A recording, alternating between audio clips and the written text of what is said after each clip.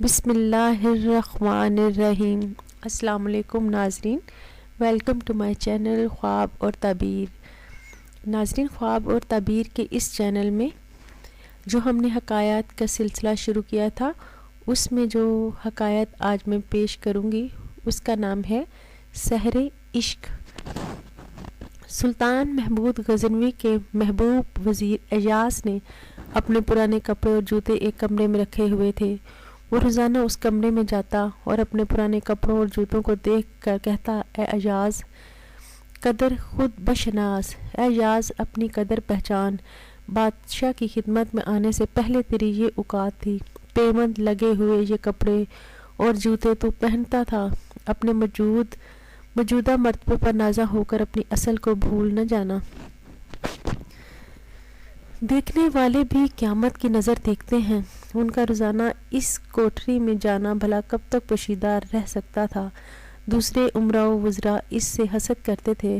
انہوں نے محمود کے دل میں شبہ ڈالنے کی کوشش کی اور کہا کہ اعجاز نے کمرہ زبردست تالوں سے بند کر رکھا ہے، کسی کو اس کے اندر نہیں جانے دیتا اور نہ ہی کسی کو بتاتا ہے کہ اس بند کمرے میں کیا ہے۔ ہو سکتا ہے شاہی خزانے سے بیش بہا جواہر چرا کر اس میں رکھتا ہو، اس کے کمرے کی تلاشی لی جائے، اس کی وفاداری کا بھرم کھل جائے گا۔ بادشاہ اعجاز کی وفاداری اور پاکبازی پر پورا یقین رکھتا تھا۔ بادشاہ نے کہا، مجھے اس غلام پر حیرت ہے، اور حکم دے دیا کہ اس کمرے کے قفل کھولے جائیں اور جتنا مال و دولت اس نے ذخیرہ کیا ہوا ہے اس کے متعلق مجھے آگاہ کیا جائے۔ ایسے گندم نما جو فروش کا پردہ ضرور چاک کرنا چاہیے۔ بادشاہ کا حکم پاتے ہی آستین نے قفل توڑ ڈالا اور یوں اندر گھسے جیسے چھاچھ سے بھرے ہوئے برتن، گہرے برتن میں مکھی مچھر گھس جاتے ہیں۔ انہوں نے کوٹری کا چپا چپا اور گوشہ گوشہ چھان مارا، سوائے بوسیدہ کپڑوں اور جوتوں کے کچھ نہ ملا۔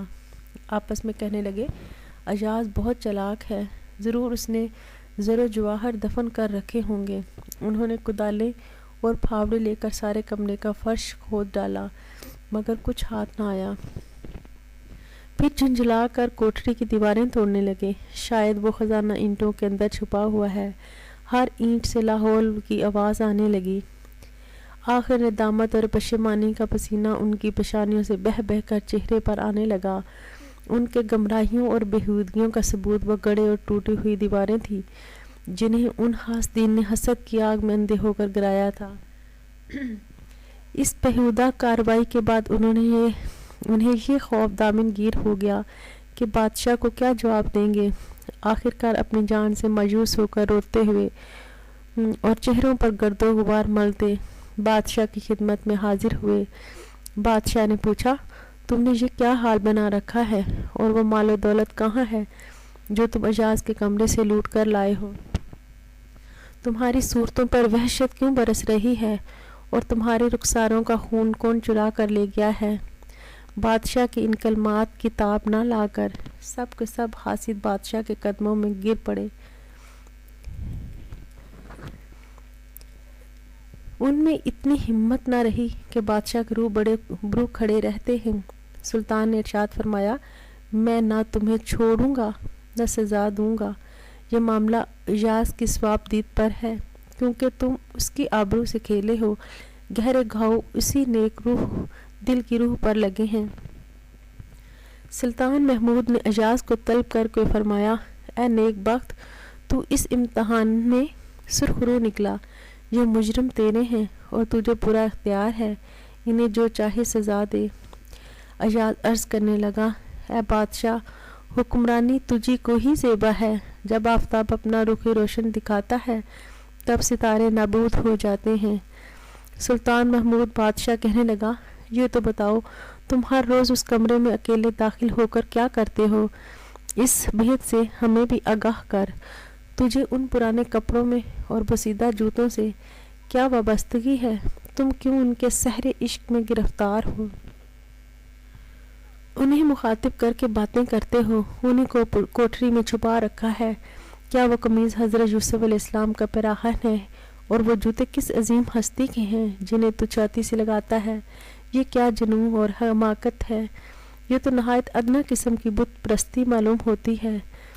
ایاز کی آنکھوں سے موتیوں کی لڑی جاری تھی۔ عرض کرنے لگا، اے شاہ زیجا میر، موجودہ مرتبہ آپ ہی کے لطف و کرم کا مرہون منت ہے، ورنہ میں تو حقیقت میں ایک مسکین اور بے نوا آدمی ہوں، اور یہی پرانے کپڑے اور جوتے پہننے کے لائق ہوں۔